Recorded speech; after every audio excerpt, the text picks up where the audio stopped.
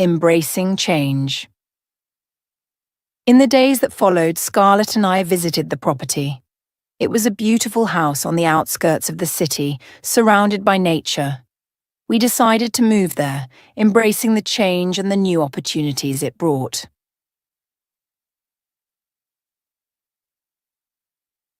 Chapter 17. A fresh start. The move was filled with excitement and anticipation. We decorated the new house, making it our own. Emily continued to be a loyal companion, helping us settle in and making the transition smoother.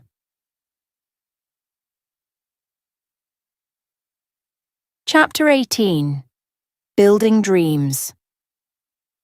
In our new home, Scarlett pursued her dreams of starting a business, while I focused on my studies. The house became a place of growth and creativity, where we nurtured our passions and built our future.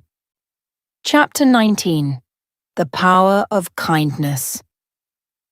Reflecting on that stormy night, we realized the power of kindness and the impact it had on our lives.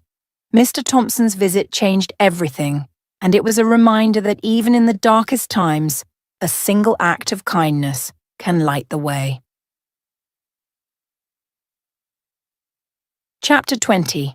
A Bright Future. With Scarlett's business flourishing and my studies going well, we looked forward to a bright future.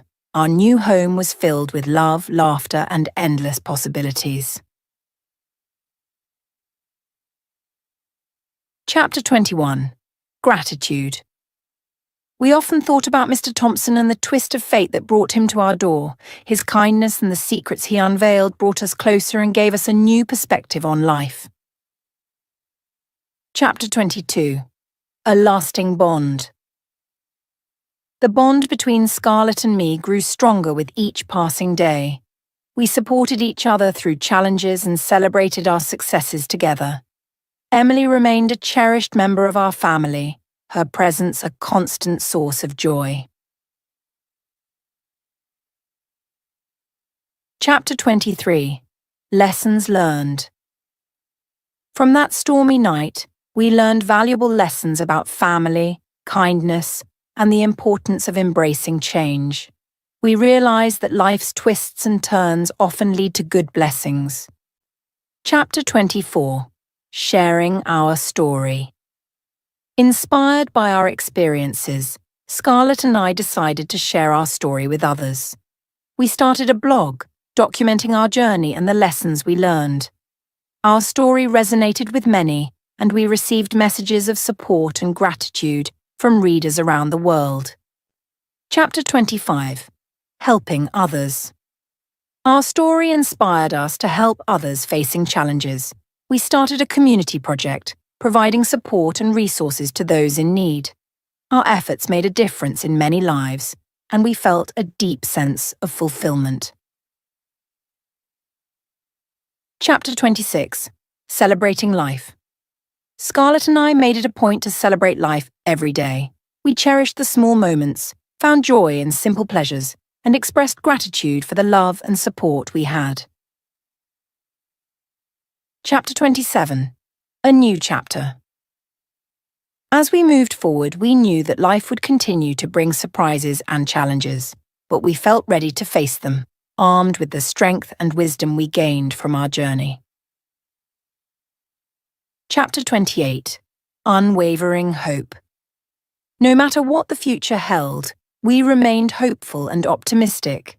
We believed in the power of love, kindness, and resilience. Our story was a testament to the fact that even in the darkest times, there is always a glimmer of hope. Chapter 29. Passing it on. We encouraged others to share their stories, spreading kindness and positivity.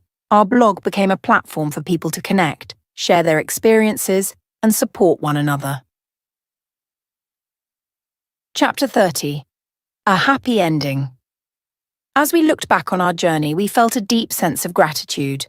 Our lives had been transformed by the kindness of a neighbour, the love of family, and the resilience to face challenges head-on. And we knew that no matter what, we would always have each other, our new home, and a bright future ahead. My name is William. My stepmom Luna was so young, so beauty black long hairs. My mom celebrate my birthday with colorful balloons and chocolate ice cake so tasty. My family lived in Miami City. William's birthday surprise. Chapter 1. A Curious Beginning. My name is William, and I live in Miami City with my dad and my stepmom, Luna. Luna is young, beautiful, and has long black hair that shines like silk under the Florida sun. My dad met her a few years ago, and since then, she's been a part of our family. Today is a special day. It's my birthday, and Luna has planned a big celebration with colorful balloons and a delicious chocolate ice cake. Little did I know, this birthday would be unlike any other. Chapter 2. The Mysterious Box. The morning started like any other. I woke up to the smell of pancakes. Luna was in the kitchen, humming a tune as she flipped the pancakes. My dad was reading the newspaper, and everything seemed perfectly normal. As I walked into the kitchen, Luna greeted me with a smile. "Happy birthday, William," she said, handing me a plate of pancakes shaped like little stars. "Thanks, Luna," I replied, feeling a warm glow of happiness. As I sat down to eat, I noticed a small wrapped box on the table. It wasn't there before. "What's that?" I asked, pointing to the box. Luna exchanged a quick glance with my dad and said, "Why don't you open it and find out?" Chapter 3. The Note Inside. I carefully unwrapped the box and found a small, antique-looking key inside. Attached to the key was a note that read, "Follow the balloons to find your surprise." "What does this mean?" I asked, puzzled.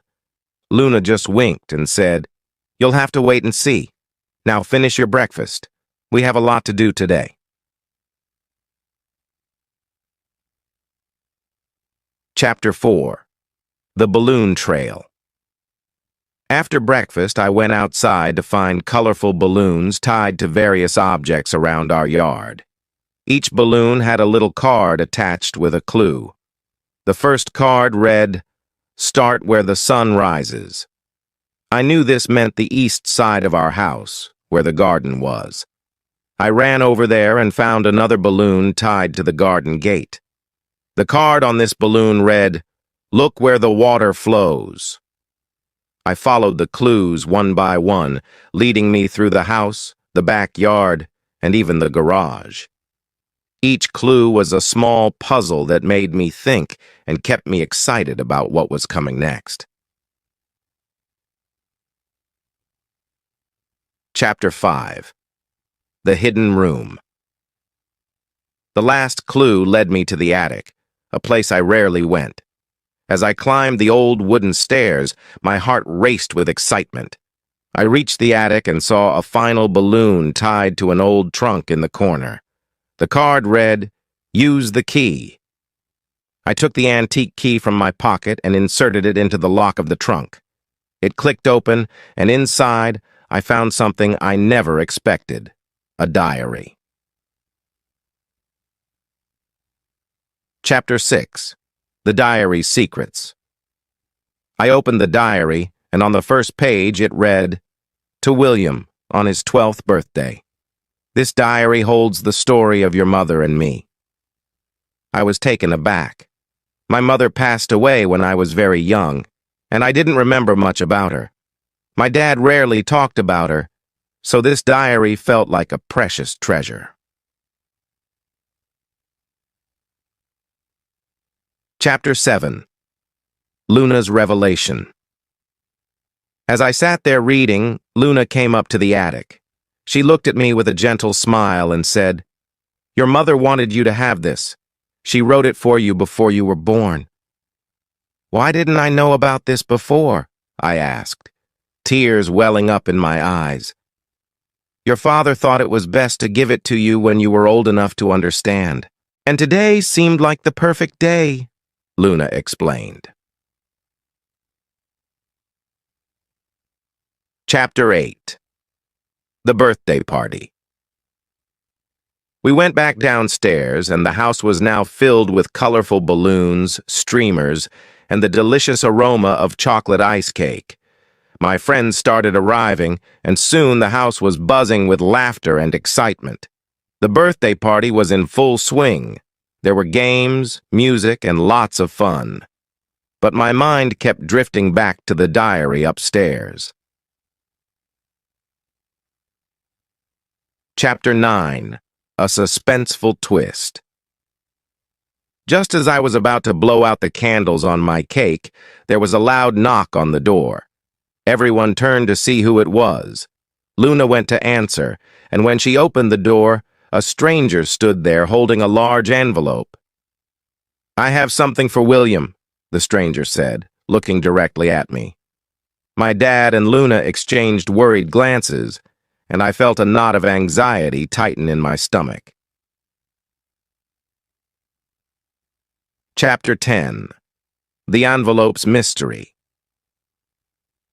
The stranger handed me the envelope and left without another word. I opened it to find an old photograph and a letter. The photograph showed a young woman with long black hair standing beside a man I didn't recognize. The letter read, "Dear William, this is a picture of your mother and her best friend, Alex. There's more to your mother's story than you know. Meet me at the old lighthouse tomorrow at noon if you want to learn the truth." Chapter 11. The Decision. That night I couldn't sleep. My mind was racing with questions. Who was Alex? What more was there to know about my mother? Luna and my dad tried to comfort me, but I could see they were just as puzzled as I was. Chapter 12. The Meeting. The next day, with my parents' reluctant agreement, I went to the old lighthouse. It was a place I'd only heard about in stories, abandoned and mysterious. When I arrived, Alex was waiting for me. "Hello, William," he said, his voice warm and reassuring. "I'm glad you came." Chapter 13. The Truth Unveiled. We sat down on a bench outside the lighthouse, and Alex began to tell me a story that changed everything I thought I knew. He explained that my mother was a brave and adventurous woman who had once saved his life. They had been close friends, and she had trusted him with a secret she wanted me to know. "She wanted you to know that she loved you very much, William. She had a rare illness, and she knew she wouldn't be around to see you grow up. That's why she wrote the diary and left it for you. She hoped it would help you understand her love for you," Alex said. Chapter 14. A New Perspective. Hearing this, I felt a mix of emotions, sadness, gratitude, and a newfound connection to my mother. I thanked Alex and promised to stay in touch. Chapter 15. Back home. When I got home, I shared everything with Luna and my dad. They were surprised, but also relieved that I finally knew the full story. Luna hugged me tightly and said, "Your mother was an incredible woman, William, and she would be so proud of the young man you're becoming." Chapter 16. A Heartfelt Celebration. We decided to continue the birthday celebration that night. Luna had made my favorite chocolate ice cake, and the house was still decorated with colorful balloons. As we sat down to dinner, I felt a sense of peace and happiness I hadn't felt before. Chapter 17. The Final Surprise. Just as we were about to dig into the cake, Luna brought out one last gift. It was another small box, similar to the one I found in the morning. Inside, there was a locket with a picture of my mother and me as a baby. "She wanted you to have this too," Luna said, tears in her eyes. Chapter 18. The Moral of the Story. As I looked around at my family, I realized something important. Life is full of mysteries and surprises, but it's also filled with love and the people who care about us. My birthday turned out to be more than just a celebration.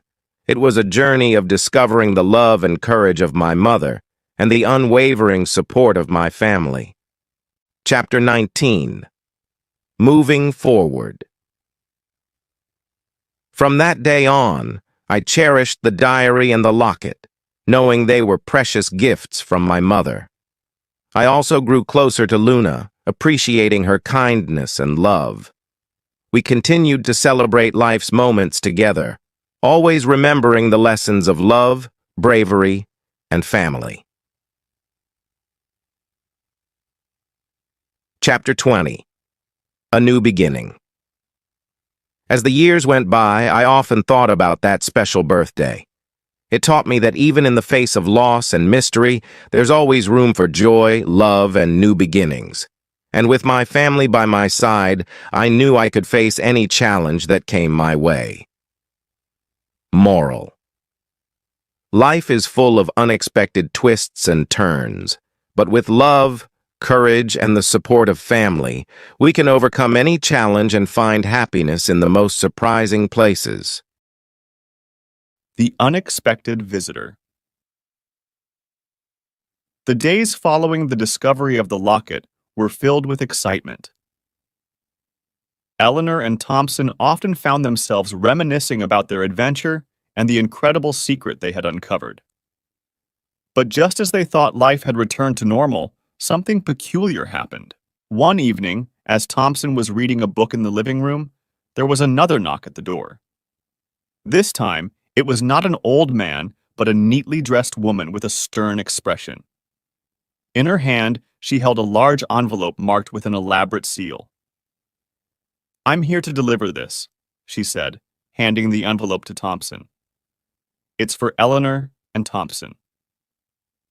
Before Thompson could ask more questions, she turned and left, disappearing down the street. Thompson opened the envelope and found an ornate invitation inside, written in elegant calligraphy. "You have been chosen for a special challenge. Meet at the Old Theater at midnight. Come prepared for the unexpected." Thompson's heart raced. The Old Theater had been abandoned for years, and the invitation hinted at more adventure to come. He rushed to Eleanor's room to share the news. Chapter 8. The Midnight Adventure. As midnight approached, Thompson and Eleanor made their way to the Old Theater. The building loomed dark and silent against the night sky, its broken windows and weathered facade adding to the sense of foreboding. They exchanged nervous glances but pressed on. They entered the theater, their footsteps echoing in the cavernous space. The stage was shrouded in darkness, and the only light came from a single spotlight